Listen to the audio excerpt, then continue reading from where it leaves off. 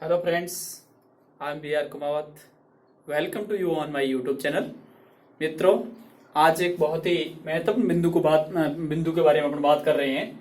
जैसा कि अपन नाउन के बारे में पढ़ रहे थे, फर्स्ट अपन ने पढ़ा है प्रॉपर नाउन। आज अपन दूसरे प्रकार के नाउन की बात कर रहे हैं जिसका नाम है कॉमन नाउन।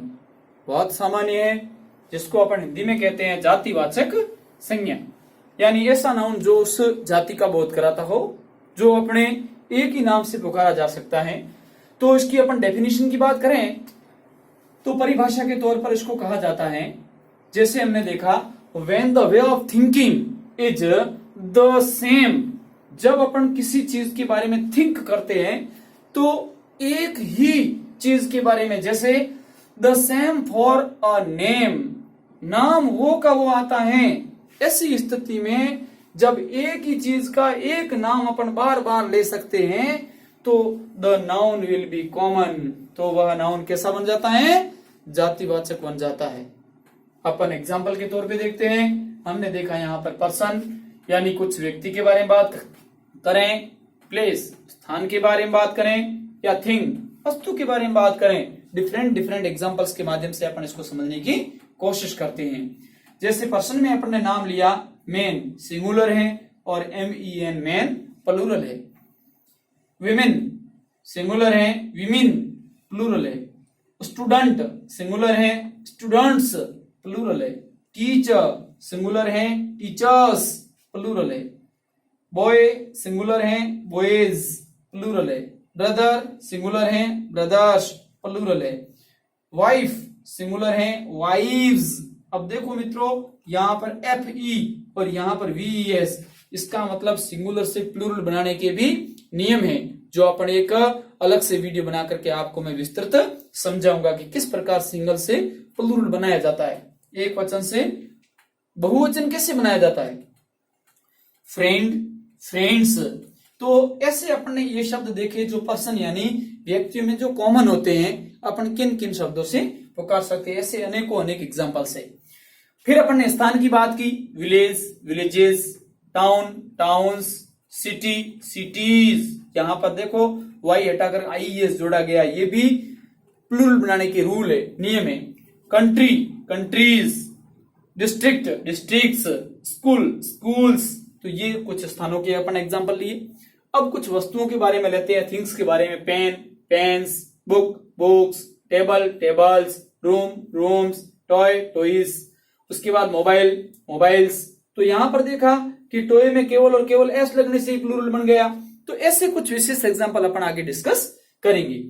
अब मित्रों, कॉमन नाउन की जब बात करें तो इसमें कुछ महत्वपूर्ण बिंदुओं की ध्यान रखने की अपने को आवश्यकता रहती है।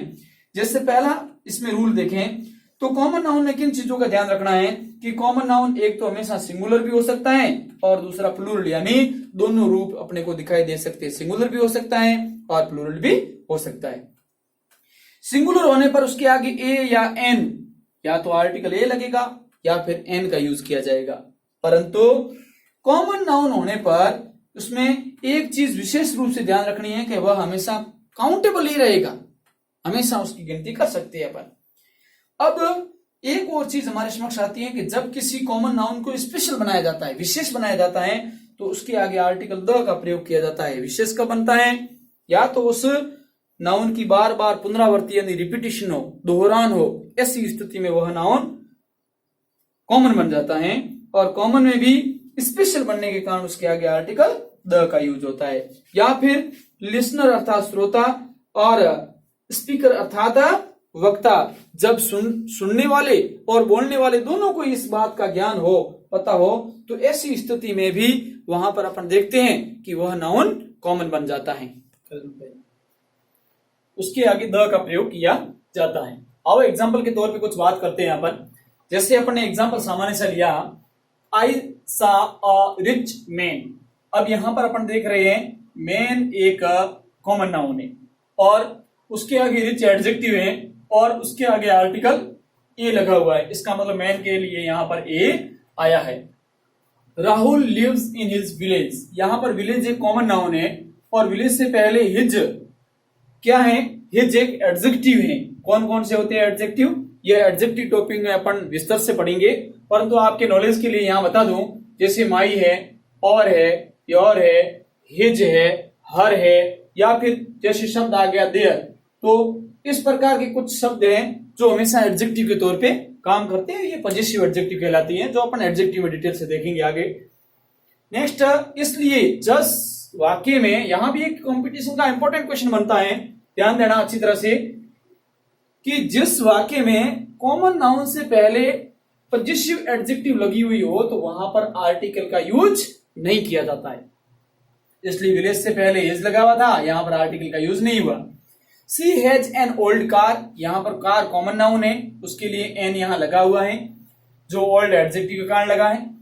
हरी हैज अ कंप्यूटर सेट, यहां पर कंप्यूटर सेट की बात कर रहे हैं, आर्टिकल ए आ गया है।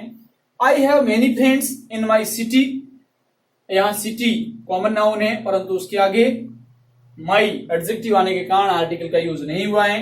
The students are playing in the ground, अब यहां पर ग्राउंड की बात करें या स्टूडेंट्स की बात करें, दोनों ही निश्चित है, फिक्स है।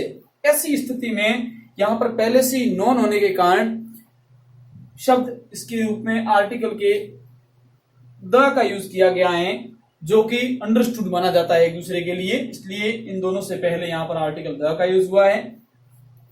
आई सा अ मैन, मैंने एक व्यक्ति को देखा, तो मैन के आगे यहां आर्टिकल ए आ गया, परंतु उसी मैन का रिपीटेशन हुआ, the man was very poor, वह व्यक्ति बहुत गरीब था, तो मैन के आगे यहां पर आर्टिकल द का यूज हुआ। जैसा अपन ने पढ़ा कि किसी चीज का जब रिपीट हो, दोहरान हो, तो रिपीटेशन की स्थिति में वहां पर हमेशा हमेशा है वो अपने को ध्यान रखना है, आर्टिकल द का यूज किया जाएगा। अब यहां पर एक छोटी सी बात और समझनी होगी आई, कि जब किसी एडजेक्टिव शब्द क्या आया है, एडजेक्टिव से पहले द का यूज किया जाए तो वह कॉमन नाउन बन जाता है। कैसे बन जाता है कॉमन नाउन, और साथ ही साथ प्लूरल नाउन के रूप में काम करता है। कैसे, जैसे पुअर, अभी शब्द आए थे, रिच है, ओल्ड है, या पुअर है, ये ऐसे शब्द थे जो एडजेक्टिव का काम करते हैं।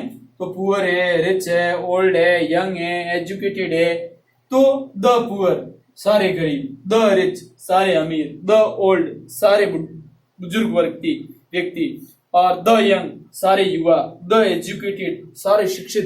तो ये पूरा का पूरा प्लूरल के रूप में काम करता है शब्द, और कॉमन नाउन बन जाता है। तो मित्रों, अपन एग्जांपल लेते हैं इन चीजों का, जैसे for example the rich should help the poor. अब यहां पर द रिच यानी सारे अमीरों को, द पुअर गरीबों की, शुड हेल्प यानी मदद करनी चाहिए। The old should be respected, या घर में कोई बुजुर्ग व्यक्ति हैं उनका हमेशा सम्मान किया जाना चाहिए, या बुजुर्ग व्यक्ति जहां कहीं दिखें अपने को हमेशा उनकी सम्मान को दृष्टि से देखना चाहिए। तो ये सम्मान की दृष्टि से एक को नहीं, सारे बुजुर्ग जाति को यहाँ पर बोध करवा रहा है। द एजुकेटेड यानी सारे शिक्षित लोग हैं, should behave properly with others, उनको दूसरों के साथ अच्छा व्यवहार करना चाहिए। जब किसी प्रॉपर नाउन की तुलना किसी प्रॉपर नाउन के साथ की जाए, बड़े सामान्य शब्द आए हैं, अपन ने पहले पढ़ा प्रॉपर नाउन, तो जब प्रॉपर नाउन की तुलना किसी दूसरे प्रॉपर नाउन के साथ में की जाती है तो ऐसी स्थिति में उसके आगे आर्टिकल द लगता है। वेरी इंपॉर्टेंट क्वेश्चन एग्जाम के लिहाज से, वेरी इंपॉर्टेंट क्वेश्चन, परीक्षा में बनता ही है प्रश्न यहां से। तो उसके आगे द का यूज होता है और वह कॉमन नाउन बन जाता है, यही खास बात है। जैसे अपन ने यहाँ पर कालिदास जी की तुलना की, Kalidas is the Shakespeare of India. अब यहाँ पर शेक्सपियर एक विद्वान, कालिदास एक विद्वान, तो कालिदास की तुलना शेक्सपियर के साथ करने पर शेक्सपियर के आगे द लग गया और यहाँ पर ये कॉमन नाउन बन गया। तो ये कैसा नाउन है बोलो, एक कॉमन नाउन के रूप में काम कर रहा है। उसी प्रकार अपन ने देखा Ahmedabad is the Manchester of India, तो अहमदाबाद और मैनचेस्टर की आपस में तुलना की जा रही है। ऐसी स्थिति में मैनचेस्टर यहाँ पर कॉमन नाउन का काम करेगा। तो मित्रों, अपन ने इसके अंदर बहुत कुछ सीखने का प्रयास किया। मेरे चैनल को सब्सक्राइब करें और मित्रों के साथ शेयर करें और कमेंट बॉक्स में जरूर अपना कमेंट लिखें। बहुत बहुत धन्यवाद।